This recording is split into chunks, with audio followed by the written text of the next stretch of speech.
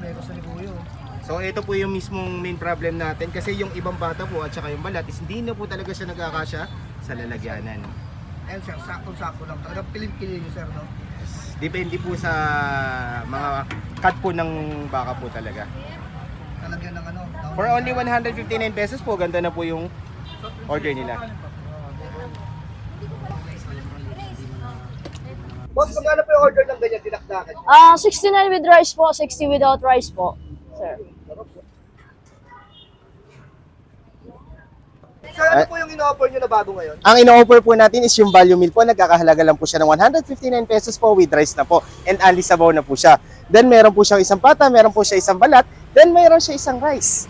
Then para naman po sa mga nagte-take out na naman natin, is meron naman po tayong sabaw din po. Nagpapa-take out naman din po tayo ng mga sabaw. Unlimited yung sabaw nyo, sir? Unlimited naman po yung pag dine-in po, unlimited po. Then pag mga take out po, nagbibigay naman po tayo ng sabaw hanggang gusto po nila. Paubos na, no? Yes, sir.